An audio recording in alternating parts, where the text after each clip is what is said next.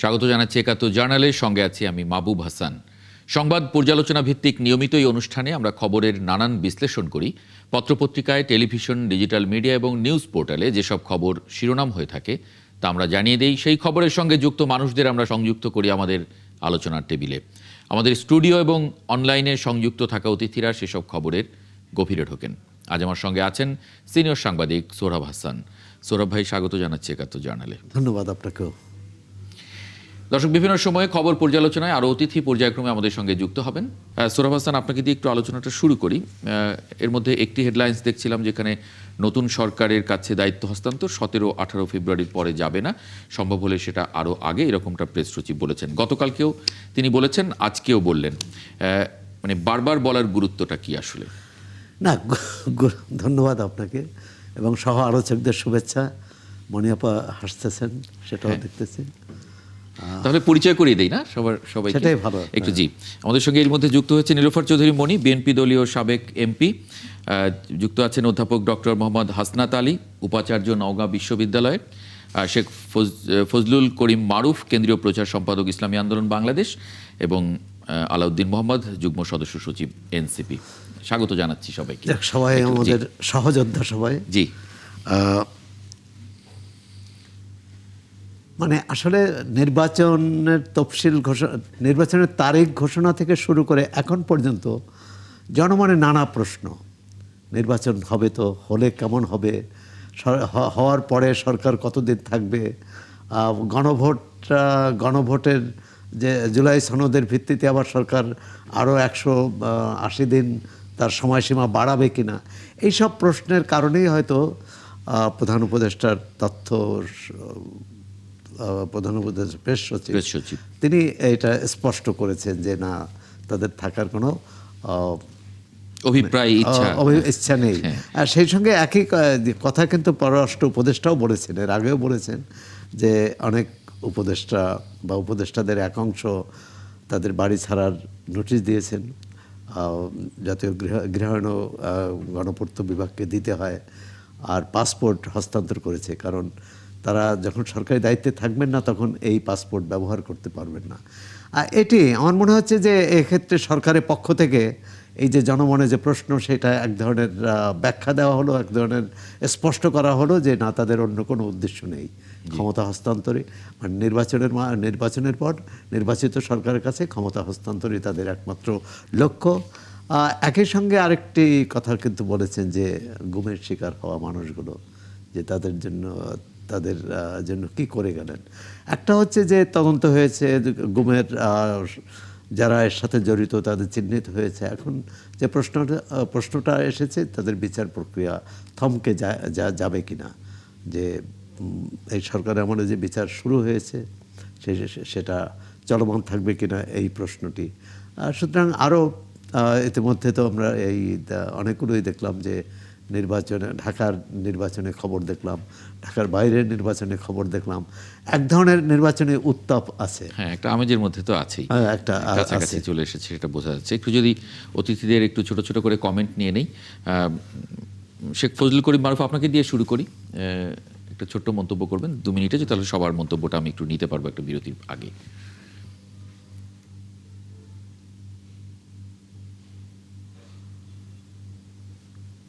জি, একটু।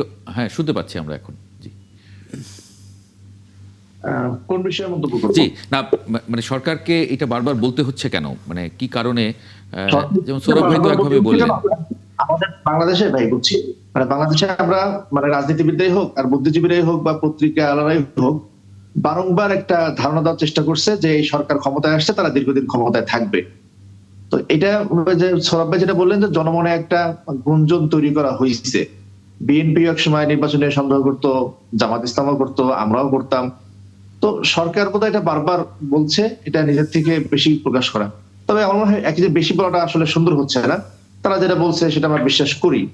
তবে নির্বাচন নিয়ে এখনো কোনো আশঙ্কা আমরা কেউ দেখি না। চমৎকার ভাবে নির্বাচন আগাচ্ছে এবং বাংলাদেশের নির্বাচনের যে চিরাচরিত অভ্যাস, আমরা রাজনৈতিক দলরা প্রচন্ড একটা উত্তেজনায় থাকি, সেটাও তৈরি হয়েছে, মানুষের মধ্যে আগ্রহ তৈরি হয়েছে। বাকি পোস্টার না থাকার কারণে রাস্তাঘাটে হাঁটলে আগের মতো সে নির্বাচন লাগে না। তবে সন্ধ্যার পরে মাইকিং, ছোটখাটো মিছিল, সমাবেশ, সেই সমাবেশে পরস্পর বিরোধী কথাবার্তা, পরস্পর বিরোধী জবাব দেওয়া, সেগুলো খুব ভালোই চলছে। তবে একটা জিনিস এবার নির্বাচনে গুরুত্বপূর্ণ, সেটা হলো যে নির্বাচনে কে কি করব জাতির জন্য সেটা বলার চেয়েও মানে অন্যের সমালোচনাটা বেশি আসছে সব দল থেকেই, এবং প্রত্যেকেই অন্যের বিরুদ্ধে অভিযোগটা বেশি করতেছে। না, এটা তো সবসময় হয়। আমার কাছে মনে হয় মানে আমি তো আমার প্রতিপক্ষকে টার্গেট করবই, এটা আগে নির্বাচনে এটা খুব অস্বাভাবিক না। হ্যাঁ, এটা বরাবরই হয়, কিন্তু এবার আমাদের কাছে একটা চাহিদা ছিল যেটা মানে আমি আসলে সত্যিকার অর্থে নির্বাচনটা বুঝি আর কি, এটা আগেও বুঝতাম, কিন্তু নির্বাচন হিসেবে এঙ্গেজ আছি এবছর। তো আমার কাছে মনে হচ্ছে যে মানুষের কি দেওয়া হবে, মানুষকে কোন পদ্ধতিতে দেওয়া হবে, কি করে এনশিওর করা হবে, এই বিষয়গুলো আলাপ বেশি দরকার ছিল। যেমন ধরেন সংস্কার নিয়ে কোন ধরনের কিন্তু আলাপ কিন্তু এখন নাই। হ্যাঁ, তো যেটা নিয়ে সব দলই তো সংস্কারকে ঘিরে যার যার মতো করে ইশতেহার দিচ্ছে, সেই ইশতেহারের মধ্যে তো সেই সংস্কারের বিষয়গুলি আছেই। আর সংস্কার তো মানে একটা দীর্ঘ আলাপের পরে এগুলো তো সেটেল হয়ে আছে। বেশি হচ্ছে। জি, একটু আলাউদ্দিন মোহাম্মদকে একটু শুনি। আলাউদ্দিন মোহাম্মদ। ধন্যবাদ। আমার এখানে যারা উপস্থিত আছেন সৌরভ ভাই সহ সবাইকে শুভেচ্ছা জানাচ্ছি। আমার যেটা মনে হচ্ছে যে এই অন্তর্বর্তীকালীন সরকারের উপরে যে পরিমাণ চাপ প্রয়োগ করা হয়েছে এতদিন যাবত, তো সরকার নিজেও আসলে আগ বাড়িয়ে জনগণকে বিশেষ করে রাজনৈতিক দলগুলোকে আশ্বস্ত করছে, এটাকে আমি ইতিবাচক ভাবে দেখি। পাশাপাশি আমরা এই সরকারের বিদায় এবং পরবর্তী নতুন সরকার নির্বাচনের মাধ্যমে এখানে শপথ গ্রহণ করে বাংলাদেশকে সত্যিকার অর্থে গণতন্ত্রের দিকে নিয়ে যাবে সেই বিশ্বাস রাখি। নির্বাচন নিয়ে আমাদের মধ্যে এখন কোনো সংশয় দেখতে পাচ্ছি না, এবং এই যে পারস্পরিক যে আপনার বাদানুবাদ, মিথস্ক্রিয়া এবং যে সংলাপ এবং একে যে অপরকে নির্বাচনী মাঠে ছাড় না দেওয়ার প্রবণতার মাধ্যমে এটা প্রতীয়মান হচ্ছে যে নির্বাচনটি সত্যিকার অর্থে একটি টান টান উত্তেজনাপূর্ণ এবং প্রতিযোগিতামূলক নির্বাচন অনুষ্ঠিত হতে যাচ্ছে। একই সাথে এটাও পর্যবেক্ষিত দেখা যাচ্ছে যে আপনার যেই ফ্যাসিস্ট আওয়ামী লীগ যে নির্বাচনে অংশগ্রহণ করছে না, তাদের যে অংশগ্রহণ করা না করাটা যে সত্যিকার অর্থে বাংলাদেশের গণতন্ত্রকামী শক্তিগুলো, রাজনৈতিক দলগুলোর মাঝে এবং জনগণের মাঝে খুব বেশি প্রভাব ফেলছে না, এটা কিন্তু দেখা যাচ্ছে। তো এই নির্বাচনের মাধ্যমে একই সাথে জনগণের কাছ থেকে আমরা যে বার্তা পাচ্ছি, এই বার্তাটা হলো যে শুভ রাজনৈতিক বার্তা। জনগণ আসলে নতুন রাজনৈতিক সংস্কৃতি চায়, জনগণ ইতিবাচক বিষয়গুলোকে ইতিবাচক ভাবে দেখছে, আবার যে বিষয়গুলো সমালোচিত হচ্ছে, যে বিষয়গুলোকে জনগণ প্রত্যাখ্যান করছে, সেগুলো কিন্তু রাজনৈতিক দলগুলো খুব ইতিবাচক ভাবে নিচ্ছে এবং রাজনৈতিক দলগুলো সে অবস্থান থেকে ক্রমান্বয়ে সরে আসছে। সার্বিক বিবেচনায় এই পরিস্থিতি অন্তর্বর্তীকালীন সরকারের পক্ষ থেকে উদ্যোগ আশ্বস্ত করা জনগণকে এবং রাজনৈতিক দলগুলোর যে পারস্পরিক সহাবস্থান, এই সবগুলো মিলিয়ে আমরা ইতিবাচক ভাবেই প্রত্যাশা করছি নির্বাচনটি হয়ে যাবে।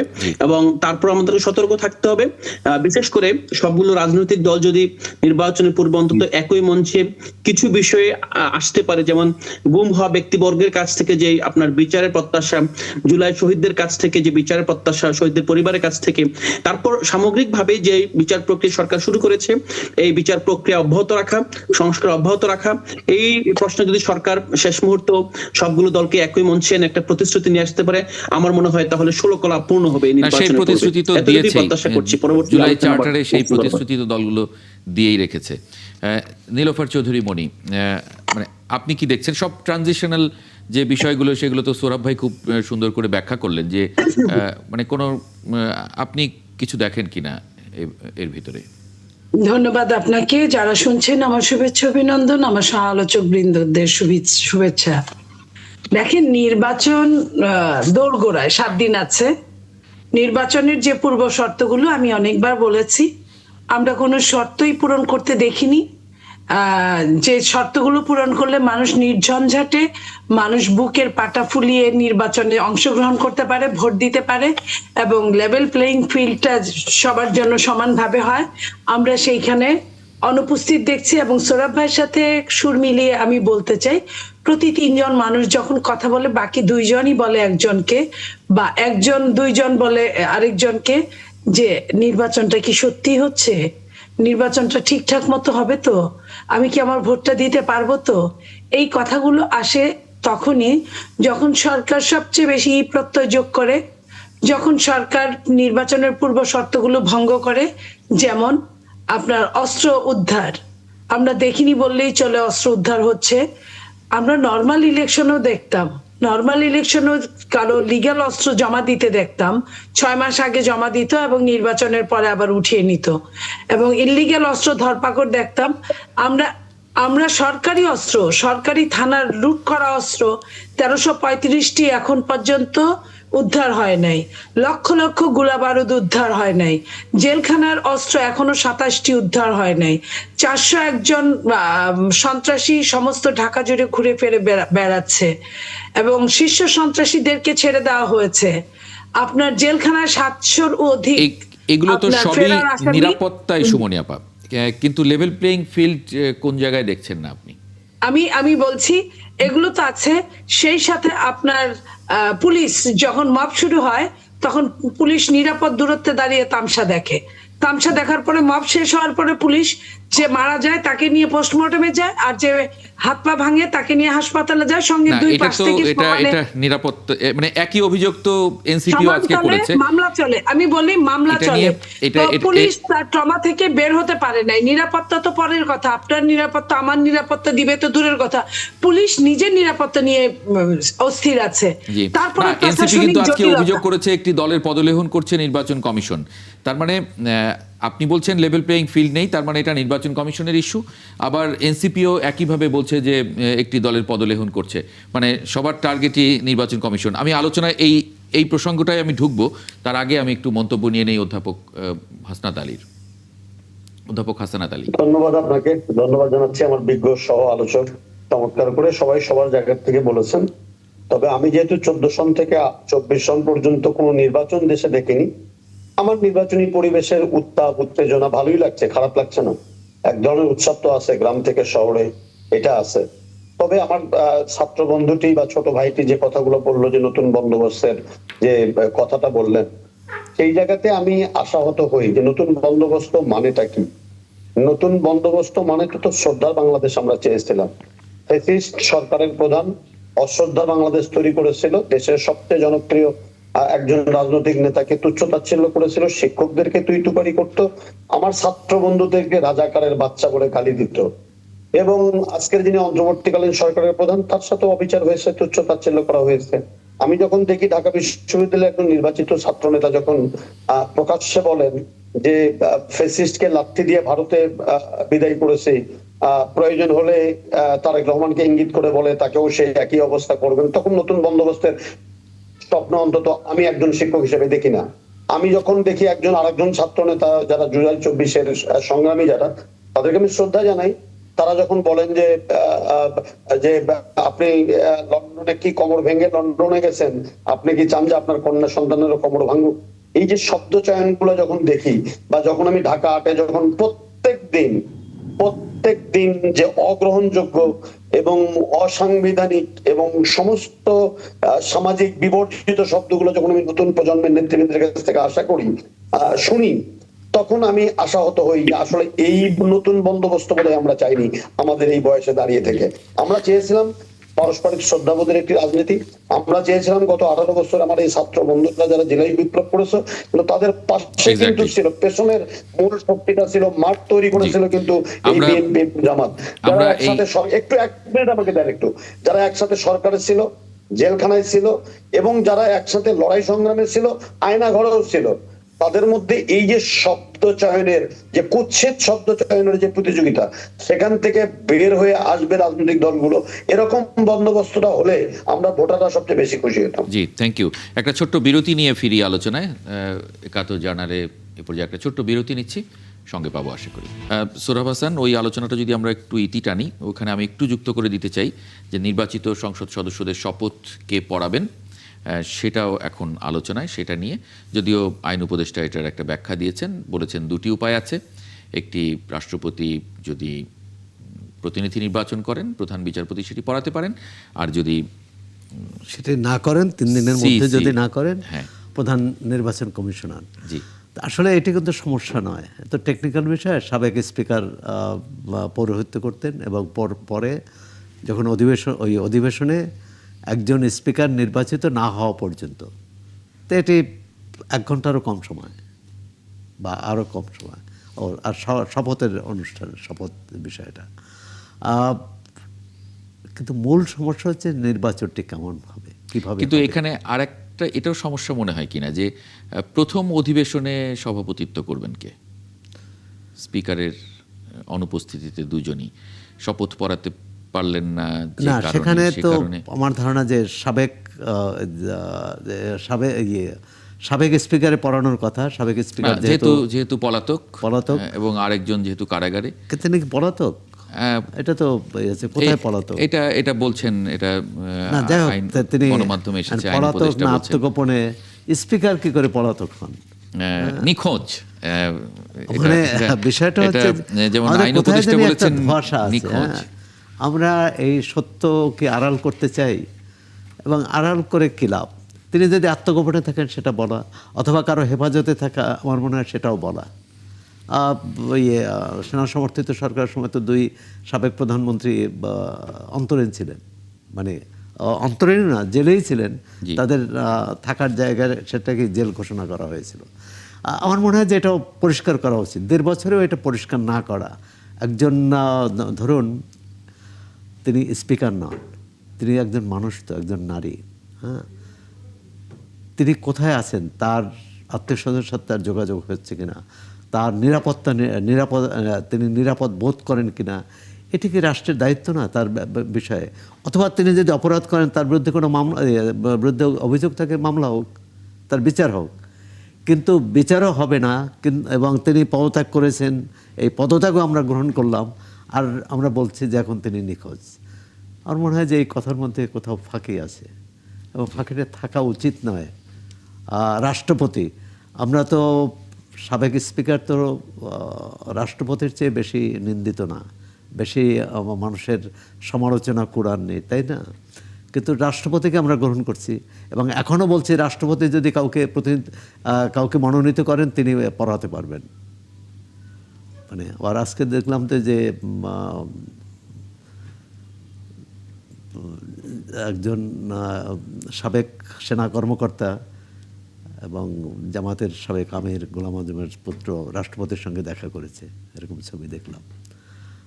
সুতরাং কোনটা কোথায় কি এক ধরনের রহস্য তৈরি করে এইসব ঘটনা। মানে এই রহস্যের কারণে কি এত আলাপ আলোচনা, এত কিছু হচ্ছে? মানে কিছু তো হচ্ছে, transparency- আর বাঙালি তো এই হ্যাঁ, বাঙালি তো এগুলো নিয়ে রহস্য আলাপ পছন্দ আলোচনা করে, করে, রহস্য পছন্দ ষড়যন্ত্র করে। খুঁজে, এবং হ্যাঁ, জি। ষড়যন্ত্র সেটি ষড়যন্ত্র আমরা খুঁজেই যাচ্ছি, কিন্তু ষড়যন্ত্র শেষ হচ্ছে না।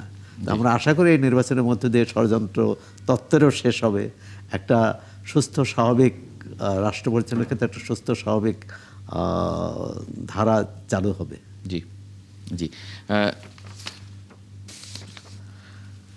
শেখ ফজলুল করিম মারুফ, এই বিষয়ে আপনার একটু মন্তব্য জানি। আমরা যে আলোচনাটা এখানে শুরু করলাম, সেই জায়গায় যদি আপনার কোনো মন্তব্য থাকে, না হলে আমি একটু এনসিপির যে আজকে একটা স্টেটমেন্ট আছে সেই আলোচনাটা একটু ঢুকতে চাই। আলাউদ্দিন মোহাম্মদের কাছে। জি, আলাউদ্দিনের কথা বলেন। ওকে। আলাউদ্দিন মোহাম্মদ, আমরা এনসিপি দেখছে যে একটি দলের পদলেহন করছে নির্বাচন কমিশন। নির্বাচন কমিশনকে এটা সব দল মিলেই আক্রমণ করছে। নীলুফার চৌধুরী মনি বলছিলেন লেভেল প্লেইং ফিল্ড নেই, যার আলোচনাটা আমি রেখেছিলাম সেই জায়গায়। হ্যাঁ, এটা নির্বাচন প্রাথমিক আলোচনায় আপনি যখন আমাকে স্পেস দিলেন, আমি কিন্তু নির্বাচন কমিশন কিংবা নেতিবাচক কিছু দিয়ে শুরু করতে চাইনি, কারণ এট দ্য এন্ড এই অন্তর্বর্তী সময়ের অবসান এই জাতির জন্য জরুরি, গণতন্ত্রের শুভ যাত্রার জন্য জরুরি।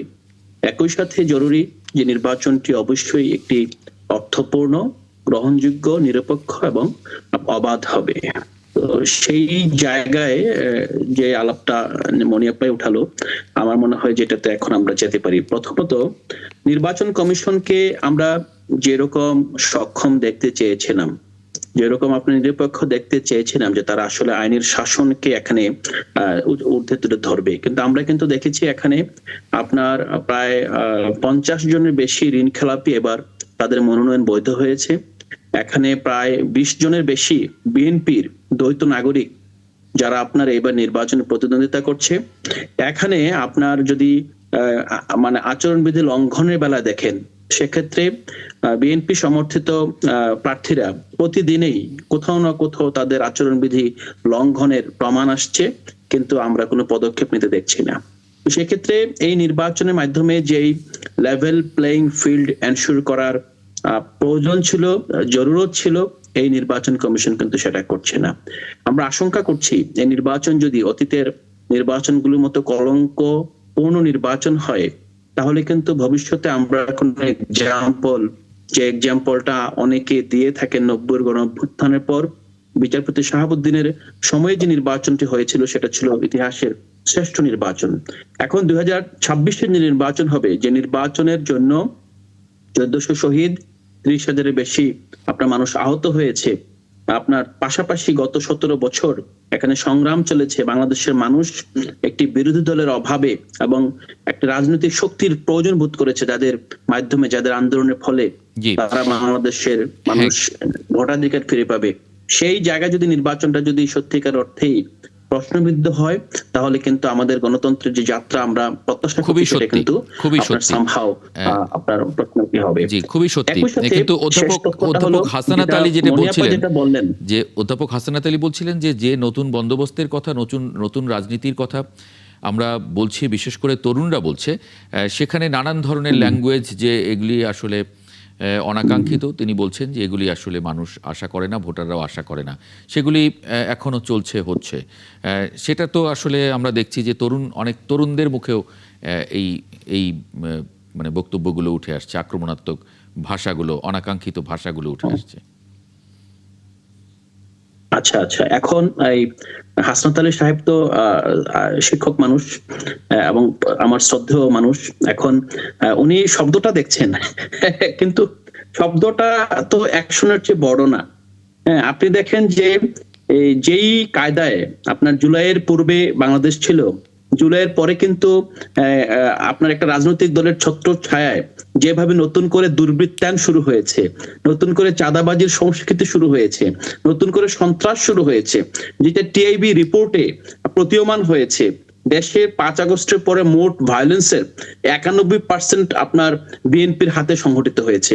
আপনার এখানে 20% সংঘটিত হচ্ছে আওয়ামী লীগের হাতে, 7% জামাতের হাতে এবং 1.7% হয়েছে এনসিপির হাতে। আমরা সেই প্রেক্ষিতে যদি মনে করেন যে এনসিপির, এবং উনি কিন্তু নির্দিষ্ট একটি আসনের কথা বলেছেন। এখন আমি তো নাসিরউদ্দিন পাটোয়ারি কেন অনেক আলোচনা সমালোচনা হয়, আমি তো দেখেছি উনি আসলে আপনার মুখ ফুটে সত্যটা বলতে পারছেন।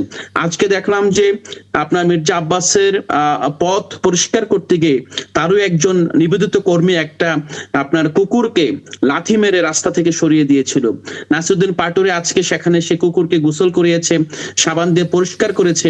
বিষয়টা দেখেন এখন পর্যন্ত নাসিরউদ্দিন পাটোয়ারি মির্জা আব্বাসের প্রতিনিধি অথবা তার রাজনৈতিক দলের উপর হামলা করেছে এরকম কিন্তু নজির নাই। কিন্তু এখানে কিন্তু খুব সুন্দর করে হাসনাত সারা বলে দিচ্ছেন যে হ্যাঁ, যেই কথা বলছেন, আরে ভাই, যে অ্যাকশন স্বৈরাচার চালিয়েছে আপনি সেই অ্যাকশন থামাতে পারছেন না। আমরা তো স্বৈরাচারকে এইভাবে শব্দবোমা মেরে আপনার শব্দের মাধ্যমে, যেটাকে আমরা ইসমাইলি ভাষা বলেছি, মোহাম্মদ আজম বর্তমানে যিনি বাংলা একাডেমির পরিচালক, তিনি অভ্যুত্থানের পরপর বলেছিলেন যে এই অভ্যুত্থান একই সাথে ছিল একটা ভাষিক বিপ্লব, যে ভাষার মাধ্যমে আমরা ফেসিবাদের যেই আপনার শব্দের রাজনীতি সেটা কিন্তু প্রতিহত করেছি। আমি আহ্বান জানাচ্ছি, আমি জাস্ট এটা বলছি যে হাসনাত স্যারকে বলছি, আপনি যে দলটা সমর্থন করছেন তাদেরকে অ্যাকশনে পরিবর্তন আনতে বলুন, তারপর বলুন যে হ্যাঁ, যেহেতু আপনি ডিরেক্ট বলেছেন, তাহলে একটু আপনার এই রাজনীতি করে যেতে পারবেন। আমি একটু অধ্যাপক হাসানাত আলীর কাছে একটু যাই। অধ্যাপক হাসানাত আলী, আপনি মানে আলাউদ্দিন মোহাম্মদ যে ব্যাখ্যাটা আনলেন, সেটা আপনি কি, মানে এটা নিয়ে মন্তব্য কি আপনার? দেখেন, একটা খারাপ কাজ একটা ভালো কাজের রিপ্লেসমেন্ট হতে পারে না। যদি চাঁদাবাজি হয়ে থাকে নিশ্চয়ই তার বিচার হতে পারত, তারা গ্রেপ্তার হতে পারত এবং আইনের আওতায় আসতে পারত। তখন যদি প্রফেসর হাসনাত আলী সেই চাঁদাবাজদের পক্ষে কথা বলতো, তাহলে আমার ছাত্র বন্ধুটি এই অভিযোগে অভিযুক্ত আমাকে করতে পারতো। উনি দলের কথা তো নয়, আমার কথা নতুন বন্দোবস্তের কথা। আমরা তো শ্রদ্ধার বাংলাদেশ চেয়েছিলাম, আমরা তো বৈষম্যহীন বাংলাদেশ চেয়েছিলাম। চাঁদাবাজি ধরবে কে? বিএনপি। সরকার কি বিএনপিতে আছে? এখন বললে তো বলবে আপনি দলকে সাপোর্ট করছেন। আজ পর্যন্ত যে রাষ্ট্রীয় ক্ষমতায়, সেটি তো সরকার প্রধান নিজে বলেছেন যে ছাত্ররা আমাকে সরকারে দিয়েছে। তাহলে যে সরকার আজকে আলাউদ্দিনরা বলছেন, সেই সরকার তো তাদের নির্বাচিত সরকার প্রধান বলছেন। তাহলে এই চাঁদাবাজদেরকে ধরতে, এই চাঁদাবাজদেরকে গ্রেপ্তার করতে, এই চাঁদাবাজদেরকে বিচার করতে, এই চাঁদাবাজদেরকে আইনের আওতায় আনতে বাধাটা কি বিএনপি দিয়েছিল, বা জামাতে ইসলাম দিয়েছিল, বা এনসিপির লোকেরা কেউ দিয়েছিল? চাঁদাবাজ তো চাঁদাবাজি, তারপর রাজনৈতিক পরিচয়টা কি? যে কুরুচিপূর্ণ ভাষা ব্যবহার করে তার তো সাফাই গাওয়ার কিছু নাই। ঢাকা বিশ্ববিদ্যালয়ে যে শব্দ চয়ন গুলো হলো এই জুলাই বিপ্লবের পরে, এটি কি কোনো মানুষ শোনা যায়? কয়েকদিন আগে শাহবাগে হাদি হত্যাকাণ্ড, হাদি আমার এটা সন্তান একটা তুললো। ভাষিক পরিবর্তন। আমি উনি হাদি বলছেন যে হত্যার একটা বিচার চাই। মানে অভ্যুত্থানের পরে ভাষার পরিবর্তন ঘটে গেছে। হাদি হত্যার বিচারকে কেন্দ্র করে আমার বিশ্ববিদ্যালয়ের আকসুর জিএস যে শব্দ প্রয়োগ গুলো করলো, যে স্লোগানটা দিল, এই স্লোগান কি সভ্য সমাজে শোনা যায়? এই 2025-এ এসে এই স্লোগান গুলো আমরা শুনবো, এর জাস্টিফিকেশন হবে? তাহলে তো ফ্যাসিস্টের শব্দ বোমার বিপক্ষে যদি মহাফ্যাসিস্ট মার্কা শব্দ বোমা হয়, তো সেটার সপক্ষে বলার তো কোনো যুক্তিকতা নাই। আমি সেই কথাটাই বলার আমার চেষ্টা মনে করছি। হয় এখানে হাসনাত স্যার মূল সমস্যাকে আড়াল করে রাবীন্দ্রিক শব্দ কথন অথবা ভাষাকে দিয়ে মূল সমস্যাকে আড়াল করছেন। রাষ্ট্র এখানে যে অবস্থায় আছে, যে আপনার ক্রান্তিকালীন অবস্থার মধ্যে আমরা পার করছি, আপনি সিম্পলি কিছু শব্দকে দিয়ে অথবা ভাষার সমালোচনা করে এই রাষ্ট্রকে বদলাতে পারবেন না। শব্দ নয়, এটি না, আপনি একজন শিক্ষক হিসেবে কখনোই না স্যার। বিশ্ববিদ্যালয় যেখানে সভ্যতা শেখানো হয়, যেখানে রুচি শেখানো হয়, সেই রুচিহীন শব্দ ব্যবহার যখন আপনারা শিক্ষকরা বিশ্ববিদ্যালয়টাকে আপনার পচিয়ে ফেলেছেন। আপনারা শিক্ষক রাজনীতির নামে যে শিক্ষাঙ্গনের যে পরিস্থিতি তৈরি করেছেন, আসলে এই ভাষাটা খুবই মানে এভাবে কারোর কথা আমরা শুনতে পাচ্ছি না। মানে আলোচনাটা একটু আসলে বিতর্কের শেষ কোথায়? না, না, আমরা গন্তব্যে যেতে চাই না, বিতর্ক জিয়ে রাখতে চাই। প্রশ্ন আসছিল যে এই যে রাজনৈতিক নতুন বন্দোবস্তের কথা বলা হচ্ছে, নতুন রাজনীতি, নতুন রাজনৈতিক সংস্কৃতি, একটা পরিবর্তন, একটা উত্তরণ, আর সেটি রাজনৈতিক নেতাদের ভাষাভঙ্গিতে নেই সেটি। এবং দুই দল, এক দল অপর দলের বিরুদ্ধে যেসব ভাষা ব্যবহার করছে সেটা কোনোভাবেই কাঙ্ক্ষিত নয়। এখন কে বেশি করছে, কে আগে করেছে, সেই বিতর্কের চেয়েও বড় হচ্ছে এটা বন্ধ হওয়া প্রয়োজন। নির্বাচনে আর কয়েকদিন বাকি আছে, কারণ এই যে অস্থিরতা যদি চলতে থাকে তাহলে এটি কিন্তু ভোটের দিন এর বহিঃপ্রকাশ ঘটবে। কোনো না কোনো অঘটন ঘটতে পারে, বা কোনো না কোনো অনেক আসনে ঘটতে পারে। নির্বাচন কমিশনের নিষ্ক্রিয়তা নিয়ে কথা বলছে, বিএনপিও কিন্তু নির্বাচন কমিশনের নিষ্ক্রিয়তা, বিশেষ করে পোস্টাল ব্যালট নিয়ে কথা বলছে, তারা প্রতিবাদ জানিয়েছে আনুষ্ঠানিকভাবে। জামাত ইসলামী, এনসিপিও জানিয়েছে।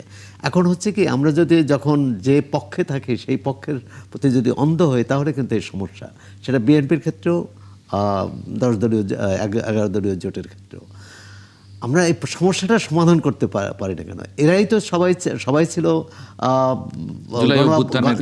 জুলাই গণ অভ্যুত্থানের সহযাত্রী। তারা একসঙ্গে আন্দোলন করেছে, একসঙ্গে আন্দোলন করে স্বৈরাচারের পতন ঘটিয়েছে। এখন একসঙ্গে নির্বাচনটা করতে পারছে না, কারণ এখানে ক্ষমতায় যাওয়ার প্রশ্ন আছে। ক্ষমতায় কে নেবে? ক্ষমতায় তো আওয়ামী লীগ, ক্ষমতায় কেউ তো নিজে যেতে পারবে না। নিজে ক্ষমতায় গেলে তো সেটা আবার সেই আওয়ামী লীগ আমলের মতো হবে। ক্ষমতায় যাওয়ার মালিক হচ্ছে জনগণ। তো জনগণের উপর ভরসা রাখছি না কেন? এটি সব দলের, প্রতিযোগী সব দলের কাছেই আবেদন যে তারা জনগণের উপর ভরসা রাখছেন না কেন? জনগণ কি বলে? আরেকটি হলো যে প্রথম আমরা তো দেখলাম যে এটা এখন নিশ্চুপ, যে কথাটি বলছিলেন যে জুলাই সনদ নিয়ে তো এখন কথা হচ্ছে না। সরকার প্রথমে আওয়াজ দিল যে এবং সারা দেশে প্রচার করলো এবং বিরাট অঙ্কের অর্থ বরাদ্দ দিয়ে যে হা ভোটের পক্ষে প্রচার, এবং পরে নির্বাচন কমিশন বলে দিল যে কেউ হা ভোটের পক্ষে, হা বা না কোনোটারই পক্ষে সরকারি কর্মকর্তারা দিতে পারবেন না। এরপর দেখলাম রাজনৈতিক দলগুলোও কিন্তু এই গণভোট নিয়ে আর খুব বেশি কথা বলছে না। আবার ধরেন একটি দলের একজন নেতা যখন গণভোট নিয়ে কথা বলছেন, সেটাও আবার তীর্যক ভাষায় সমালোচনা করা হচ্ছে যে আমাদের চাপে করা হচ্ছে, জনগণের চাপে। এখন আমরা প্রতিটি ক্ষেত্রেই যদি একে অপরকে মুখ থেকে কথা নিয়ে এরকম আক্রমণ করতে থাকি, সমালোচনা করতে থাকি, আর তাহলে নির্বাচনের পরে তো পরিস্থিতি যে না, কিন্তু এটা তো নির্বাচনের সময় সব সময় হয় এবং সব দেশে হয়। কিন্তু এতটা হয় না, এতটা হয় না, এতটা অবিশ্বাস থাকে না, কমলা এতটা হ্যারিস এবং অনাস্থা থাকে না, ডোনাল্ড ট্রাম্পের নির্বাচনে এতটা অনাস্থা থাকে না। দেখুন, প্রতিযোগী সব দল মনে করে যে এই যেমন সরকার সম্পর্কে বিএনপি মনে করে এই সরকার অন্যদের পক্ষ হয়ে কাজ করছে, অন্যরা মনে করে বিএনপির পক্ষ হয়ে কাজ করছে। নির্বাচন কমিশনের ক্ষেত্রেও জনপ্রশাসন, আইনশৃঙ্খলা রক্ষাকারী বাহিনী, এমনকি সশস্ত্র বাহিনীর ক্ষেত্রেও। এবং সশস্ত্র বাহিনী আপনার জাহাঙ্গীর গেটের যে ঘটনা, মানে এটা স্তম্ভিত হওয়ার মতো। মানে একজন দায়িত্বশীল নেতা এবং যিনি নির্বাচনে প্রতিদ্বন্দ্বিতা করছেন, তিনি এই ভাষায় কথা বলতে পারেন, যে ভাষাটা নিয়ে বলছিলেন। কিন্তু আমাদের তো একটা জায়গায় কোথাও না কোথাও শালীনতা রক্ষা করা উচিত, প্রতিটি ক্ষেত্রেই করা উচিত। মানে রাজনীতিকদের কাছ থেকে তো মানুষ শিখবে। জি, একটু তরুণরা শিখবে। মনিয়াপার একটু মন্তব্য নিয়ে একটা ছোট্ট বিরতিতে যাই, বরং নীলোফার চৌধুরী মনি। এখানে তো অনেক রকম কথা হলো, অনেকগুলো কথা বললেন আমার ভাই আলাউদ্দিন। উনি ভাষার বিপ্লবের কথা বলছেন। আমি যে ভাষার সাথে পরিচিত হয়েছি, 1, 2, 3, 4 অথবা টিনের চালে কাওয়া, এইসব ভাষা আমি কোনো বিপ্লবে, পৃথিবীর কত বিপ্লব পড়েছি আমরা, এইসব বিপ্লব আমি কোথাও পাই নাই। আজকে নির্বাচন নিয়ে কথা হচ্ছে, যারা এই কথাগুলো কিছুক্ষণ আগে মির্জা আব্বাসকে নিয়ে বললেন আমার ভাই, সেই মির্জা আব্বাসের ব্যাপারটা যদি এরকম হতো যে আপনার নাসিরুদ্দিন পাটোয়ারি কুকুরকে গোসলের নাটক করলেন, ভালো, এটা তো বোঝাই যায় ইলেকশনের আগে, যাই হোক, অথচ তিনি ডিজিএফআই এর হেডকোয়ার্টার উড়িয়ে দেওয়ার হুমকি দিয়েছিলেন। তো জনগণ কি এইসব নাটক বুঝে না? এই একটা কুকুরকে একজন সাপোর্টার মিছিল সরানোর জন্য একটা লাথি দিয়েছে, মির্জা আব্বাসও দেন নাই, সেটার জন্য কুকুরটাকে সাবান দিয়ে গোসল করার। তো বাংলাদেশে ঢাকা শহরে কত কুকুর, মানে এটা নিয়ে তো আলোচনার দরকার নাই আপা। মানে যদি তার ভোটাররা এটা পছন্দ করে, সে তো ভোটের জন্য এটা করেছে, যদি ভোটাররা পছন্দ করে তাহলে অসুবিধা কি করতে? ওটার পাশাপাশি তো এটাও সত্যি, আমি তো একটা স্ট্র্যাটেজি নিতেই পারি। হেডকোয়ার্টার উড়িয়ে দিতে চাই, সেটাও তো ভোটের জন্য, ভোটের আগে ভোটটাকে পাওয়ার জন্য হেডকোয়ার্টার উড়িয়ে দিতে চাই, ওটাও তো ওইখানে আসা উচিত। আমরা কিন্তু ইশতেহারে লিখেছি যে আমরা ডিজিএফআই সংস্কার করব। আমি বলি, তোমার সঙ্গে কথা বলিনি, আমি শুধু শুনেছি, তুমি নোট করো প্লিজ। নির্বাচনী সময়সীমার 53 দিনে 274টি সহিংসতা ঘটেছে। সবগুলো সহিংসতা কি বিএনপি ঘটিয়েছে? আমি জানতে চাই। নির্বাচন নিয়ে নিরাপত্তা সংশ্লিষ্টরা বলেছেন, দেশকে অস্থিতিশীল করার জন্য বহুস্তরীয় নীল নকশা তৈরি হয়েছে। পরিস্থিতি ঘোলাটে করতে টার্গেট কিলিং, সাম্প্রদায়িক উত্তেজনা, সমাবেশে হামলা, অনলাইন গুজব, নারী বিদ্বেষী বক্তব্য, সব মিলিয়ে ক্রিটিক্যাল ফেজ নির্ধারণ করে আগাচ্ছে। তাই আইন শৃঙ্খলা রক্ষাকারী বাহিনী, তাদের যেখানে সতর্ক থাকা দরকার, তাদেরকে নিয়েই জনগণ সতর্ক, তারা কিছুই করতে পারে না। তাহলে সেই জায়গাটায় যদি প্রতিদিন সুন্দর সুন্দর এইসব নতুন নতুন কথা উদ্ভব হবে অথচ সলিউশন হবে না, তাহলে আমরা নির্বাচনের দিন জনসাধারণ কিভাবে নির্ভয়ে গিয়ে নির্বাচনে ভোটটা দিবে, এটা কিন্তু একটা ব্যাপার।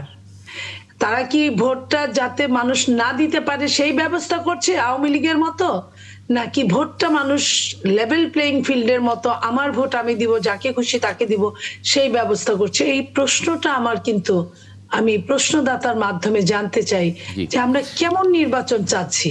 তাহলে আমরা কেন সবাই একযোগে একসাথে সরকারকে বলতে পারলাম না যে তুমি আইনের অনুশাসনটা কায়েম করো, যেই অন্যায় করুক অন্যায়কারীকে অ্যারেস্ট করো, অন্যায়কারী যদি শাস্তির মুখোমুখি হয় তাহলে কিন্তু নির্বাচনটা সুন্দর হতে পারতো। তাহলে সরকার প্রধান যে বলেছিলেন যে আমি ইতিহাসের একদম ঐতিহাসিক একটা সুন্দর নির্বাচন দিব, এটা কি আপনার মনে করেন যে ঐতিহাসিক সুন্দর নির্বাচন, যেটা সবাই প্রত্যেকে বলে 2-3 একখানে হলে নির্বাচনটা সময় মতো হচ্ছে কিনা?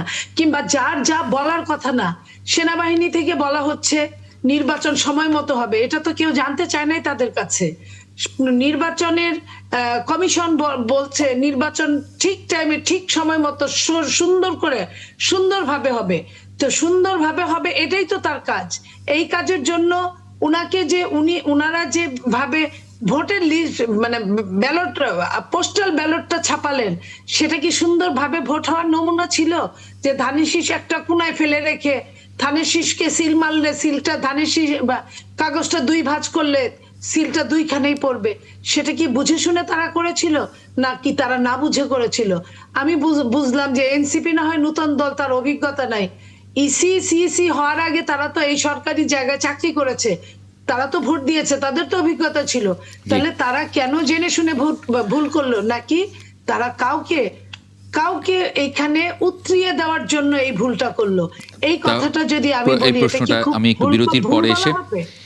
বিরতির পরে এসে আমি এই আলোচনাটা একটু তুলতে চাই, কারণ আপনি যে প্রশ্নগুলো রেখেছেন একই ধরনের প্রশ্ন কিন্তু এনসিপিও আজকে করেছে। একটি দলের পক্ষে বা একটি দলের পদলেহন করছে নির্বাচন কমিশন, এরকম একটা মন্তব্য করেছে। সে আলোচনাটা একটু যাই। একটা ছোট্ট বিরতি নিয়ে ফিরছি ৭১ জার্নালের সঙ্গে থাকবেন আশা করি। বিরতির পর আরেকবার স্বাগত জানাচ্ছি ৭১ জার্নালে। আমরা আলোচনায় ছিলাম। আলাউদ্দিন মোহাম্মদকে দেখতে পাচ্ছি না। আলাউদ্দিন মোহাম্মদ কি যুক্ত আছেন আমাদের সঙ্গে? হ্যাঁ, থ্যাংক ইউ। জি, আলাউদ্দিন মোহাম্মদ, আপনার কাছে যে প্রশ্নগুলো রেখে গিয়েছিলাম, দর্শক নিশ্চয়ই অপেক্ষা করছেন এগুলোর উত্তর। আমরা একটা জমজমাট আলোচনার মধ্যে আছি সেই জায়গায়। ধন্যবাদ। আমি প্রশ্নগুলো একটু যদি আবার স্মরণ করে দিতেন ভালো হয়, আদারওয়াইজ আমি আমার মতো পড়ি। জি, না, আপনি যেমন আপা বলেছেন যে লেভেল প্লেইং যে ফিল্ডের আলোচনা, সহিংসতা এটি ঘটিয়েছে, বক্তব্য যে ভাষাগুলো ব্যবহার করা হচ্ছে সেগুলি মানে এই শালীনতার ভিতরে। জি, আমি বুঝতে পেরেছি। আমাদের গ্রামে গঞ্জে একটা কথা আছে যে বাকিওয়ালা নগদওয়ালাকে ধমকায়, মানে যে বাকি খেয়েছে সে সবসময় নগদওয়ালাকে ধমকের উপর রাখে আর কি। তো আসলে এই সারা দেশে টিআইবি রিপোর্ট থেকে প্রাপ্ত তথ্য এবং বর্তমান যে পরিস্থিতি, সবগুলো পরিস্থিতি হলো যে আইন শৃঙ্খলা পরিস্থিতি অবনতির জন্য এককভাবে বিএনপি দায়ী। এটা আসলে এখন তথ্য নিয়েই বলতে পারছি। এতদিন বললে হয়তো বা বলা হতো যে আমি কুৎসা করছি অথবা আমাকে ডিফেমেশনের মামলা দিতে পারতো, কিন্তু এখন আমি বাংলাদেশের সবচেয়ে গ্রহণযোগ্য স্ট্যাটিস্টিক্স থেকে বলতে পারি যে আইন শৃঙ্খলা পরিস্থিতি অবনতির জন্য বিএনপির দলের আভ্যন্তর এবং দলের সাথে অন্যান্য দলের সন্ত্রাস দায়ী। এখন নির্বাচনকালীন যে পরিস্থিতি আমরা দেখেছি, বিএনপি যখন প্রথম যে আপনার নির্বাচনী প্রার্থীদের নাম ঘোষণা করলেও তাদের নমিনেশন প্রথম লিস্টের পরেই আপনার 4 জন খুন হয়েছে। হ্যাঁ, এবং বিভিন্ন জায়গায় আপনার রাস্তা অবরোধ করে রাখা হয়েছে। মনে হচ্ছে যে বিএনপির দলের ভিতরে কে কাকে মনোনয়ন দিবে, কিভাবে দিবে, এটা দায় হয়তো ওখানকার সাধারণ জনগণের। রাস্তা অবরোধ করে আন্দোলন হয়েছে। না, এটা একটা বড় দল বিএনপি থেকে ব্যাখ্যা দিয়েছে যে বড় দল, সে দলে দীর্ঘদিন নির্বাচন করতে পারেনি, অসংখ্য নেতা তৈরি হয়েছে। আপনারা যখন মানে আপনারা নিশ্চয়ই একদিন বড় হবেন, তখনও আপনাদের এই স্টেটমেন্টটাই থাকবে কিনা যে আপনারাও? অবশ্যই থাকবে। আমি এখন আপনার বড় দলের কথা, আবু ইসহাকের একটা গল্প পড়েছিলাম, মহাপতঙ্গ। সেখানে একটা আপনার লাইন আছে যে বড় পাখির বড় ঢং, বড় রং, আন্ডা পাড়ার দেখো ঠং। তার মানে বিএনপি বড় দল, এটা তো জনগণের অপরাধ। তারা বড় বড় সন্ত্রাস করবে, আপনার একে অপরকে আপনার দলের ভিতরে শতাধিক খুন করে ফেলবে 14-15 মাসের ভিতরে। তারপর আপনার সব জায়গায় আপনার অনিয়ন্ত্রণ, এবং তাদের শুধুমাত্র ক্ষমতা দরকার দলটাকে কন্ট্রোল করার জন্য। এত বড় দল, এর চেয়ে নির্লজ্জ স্টেটমেন্ট, এর চেয়ে নির্লজ্জ ভাবে আপনার দলের সন্ত্রাসকে ডিফাইন করা আমরা কখনোই দেখি নাই, অতীতেও কখনো দেখি নাই। আর পাশাপাশি এই আমি এই শব্দটাকে আপু যেটা বললো ভাষিক বিপ্লব, পৃথিবীর কোথাও দেখে নাই। অথবা আমাদের যে রাবীন্দ্রিক অধ্যাপক স্যার যেটা বললেন, সবচেয়ে বড় কথা হলো যে আপু যেটা বললেন যে এই যে 1, 2, 3, 4, আমরা 1, 2, 3, 4 বলতাম 1, 2, 3, 4 শেখ হাসিনা স্বৈরাচার, এই মুহূর্তে গদি ছাড়, এগুলো তো অন্যায় না। এবং যেখানে ঢাকা শহরের রাস্তায় যেই তরুণ তুর্কিরা যেই দেয়ালের, স্কুলের দেয়ালে, মেট্রোর দেয়ালে যেই স্লোগান লিখেছিল, সেই স্লোগানের মাধ্যমে আমাদের রক্ত বারুদ হয়ে ফুটে উঠেছিল। আমরা রাস্তা নেমে এসেছিলাম, ঢাকার সাধারণ জনগণ আপনার বাসা থেকে আপু দিদিরা পানি ছুটে দিয়েছিল।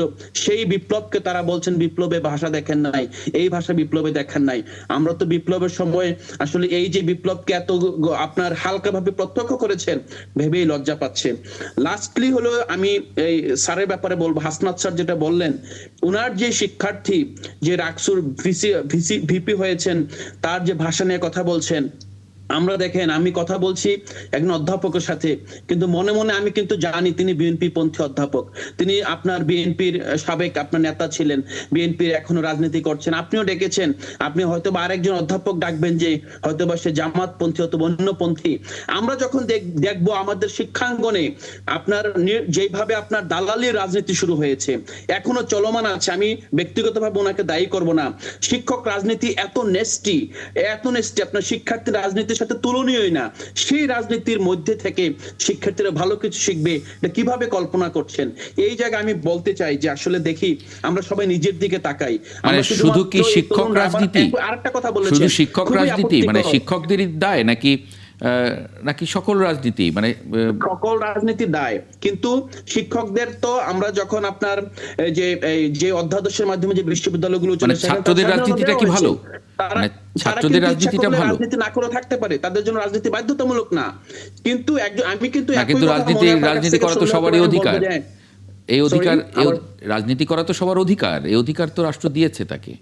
রাজনীতি করার অধিকার রাষ্ট্র দিয়েছে, কিন্তু এই যে অপরাজনীতি, এই যে আপনার দুর্বৃত্তায়নের রাজনীতির সমর্থক হয়ে শিক্ষকরা যখন আপনার ভাষার বিপর্যয়, এটা তো ছাত্ররাও করেছে, মানে এটা শুধু শিক্ষকদের কারণে, এটা তো ছাত্ররাও করেছে। আমি তো শিক্ষকদের কাছ থেকে এটা শুনছি। এই সারমন্ত শিক্ষকের মানায় না, যিনি এখনো দলীয় আপনার মতবাদের বাইরে এসে অধ্যাপক পরিচয়টাকে প্রদান করতে পারেন নাই, তাহলে আমি তার কাছ থেকে কিভাবে আপনি ভাষিক বিপ্লব কিংবা আপনার ভাষার বিপর্যয় কথা শুনবো? তাহলে একজন ছাত্রের তো তাহলে তার তো শিক্ষা নেওয়াটা তার প্রধান কাজ, সে কেন তাহলে রাজনীতিতে যুক্ত হচ্ছে? এই প্রশ্ন তো করা যায়। উনি কিন্তু স্যার যেটা আমাকে বললেন যে আমার ছাত্র বন্ধু, কেন তোমরা আন্দোলন ছেড়ে ক্লাসরুমে যাও নাই?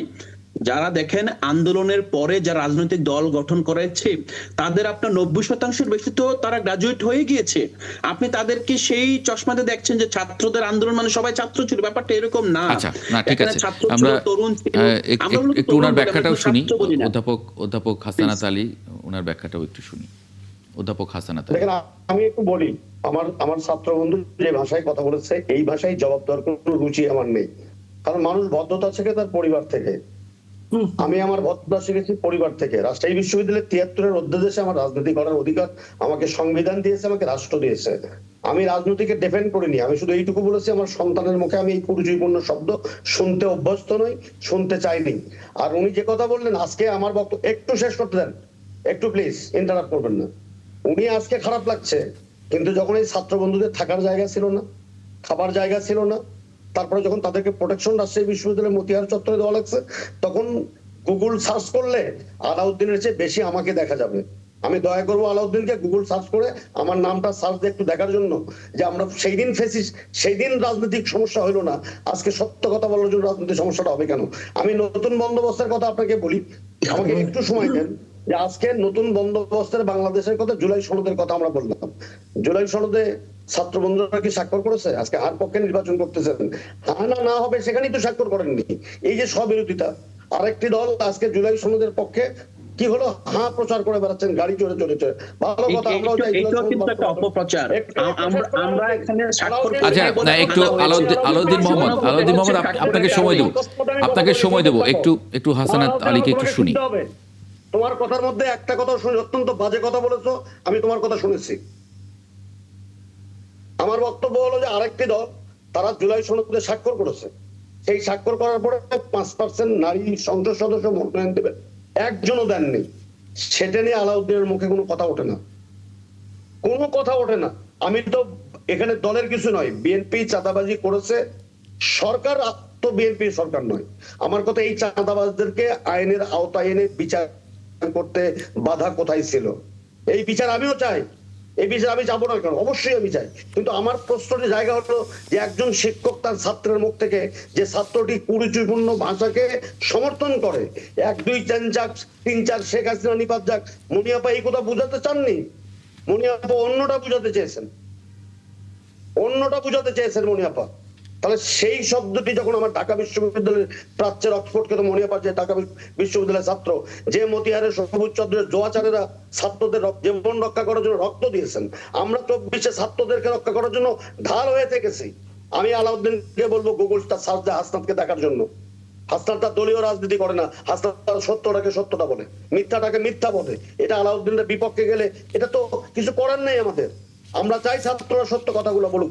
কেন রাকসুর একজন নির্বাচিত জিএস সে এমন শব্দ উচ্চারণ করবে ওই শাহবাগে, যে শব্দ আমি আমার মায়ের সামনে বলতে পারি না, যে শব্দ আমার মেয়ের সামনে বলতে পারি না, যে শব্দ আমার বোনের সামনে বলতে পারি না, যে শব্দ আমার ক্লাসরুমে বলতে পারি না, সেই শব্দকে যে আলাউদ্দিনরা সমর্থন করে।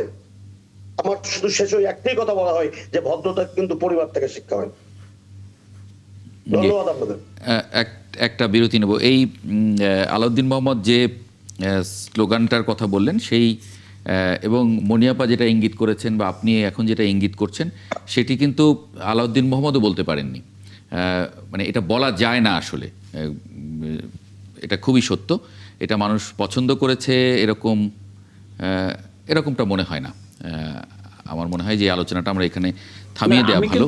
স্লোগান বলতে ওইটাই আমি মিন করেছি। আচ্ছা, না ঠিক আছে, ঠিক আছে। এর আলোচনাটা আমি এখানে আসলে মনে হয় থামিয়ে দেওয়াই ভালো, এটা নিয়ে আর বেশি আলাপ না করি।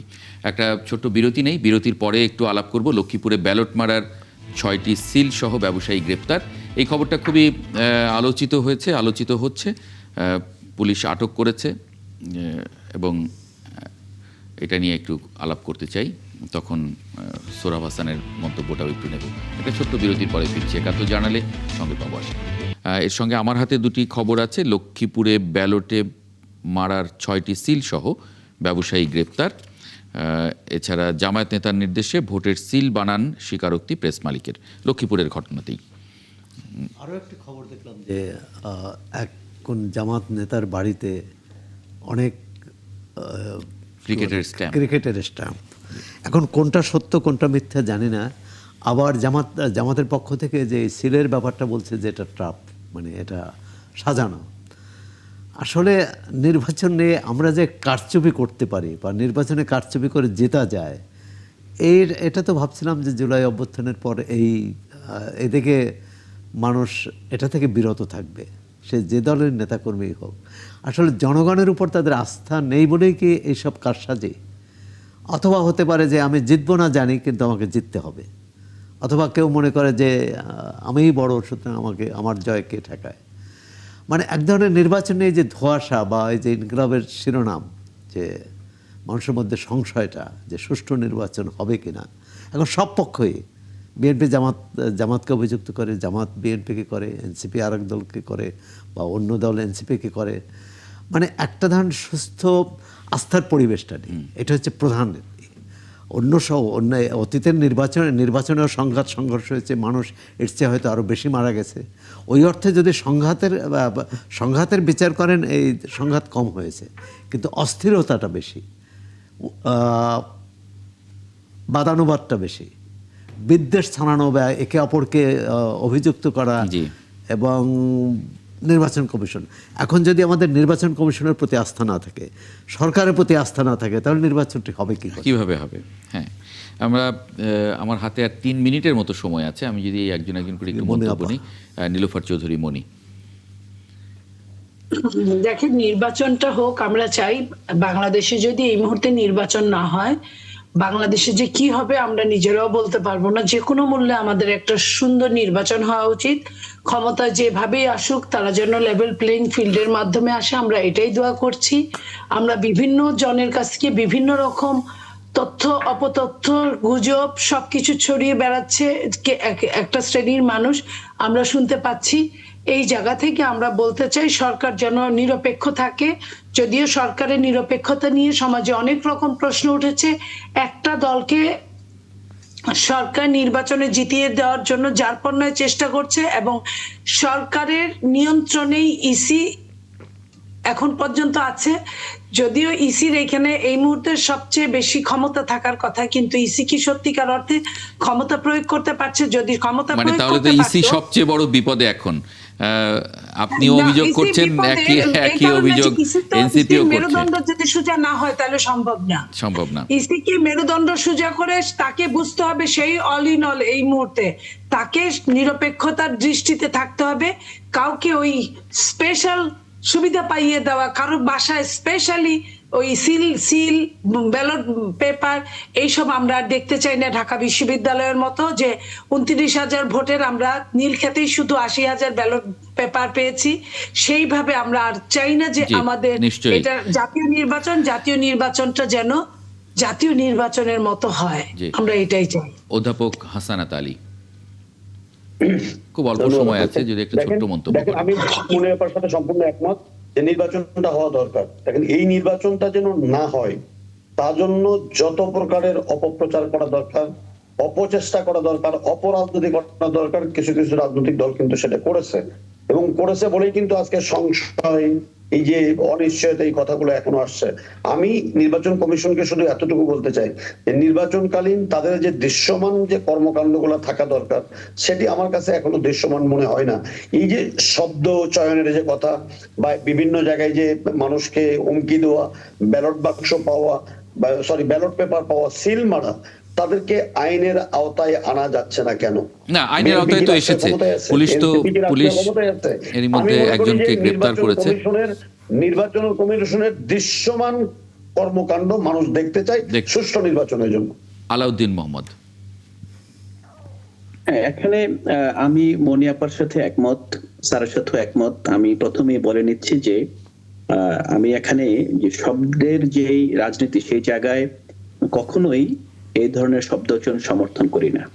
হ্যাঁ, পাশাপাশি একই সাথে আমি যেটা প্রতিবাদ জানিয়েছিলাম সেটা হলো যে নয়া বন্দোবস্ত, নতুন রাজনৈতিক সংস্কৃতির কে যেভাবে কটাক্ষ করা, এবং এই শব্দ হয়তোবা মানে একজন যে কেউ, ছাত্রদের যে কেউ কোথাও কোনো অন্যায় করলে নয়া বন্দোবস্তকে প্রশ্নবিদ্ধ করা, গণঅভ্যুত্থানের পরে বাস্তবতাকে প্রশ্নবিদ্ধ করা, হ্যাঁ, এটা এই বিষয়টাকে আমি প্রথমেই প্রতিবাদ জানিয়েছি। এবং ব্যক্তিগতভাবেও হাসনাত স্যারের প্রতি আমার ব্যক্তিগতভাবে ওনার প্রতি কোনো বিষাদগান নেই। এবং আমি যেটা বলেছি, শিক্ষক রাজনীতি, এই রাজনীতির সামগ্রিক ভাবে বলেছি। মোটা দাগে আমাদের নতুন রাজনৈতিক সংস্কৃতি প্রয়োজন, এটা একই সাথে জাতীয় রাজনীতিতে প্রয়োজন, বিশ্ববিদ্যালয়গুলোতে প্রয়োজন, এবং পেশাজীবী সংগঠনগুলোতে প্রয়োজন। আর নির্বাচনের প্রশ্নে আমি যেটা বলতে পারি সেটা হলো যে মনি আপা যেটা বলেছেন, আমি পুরোপুরি একমত।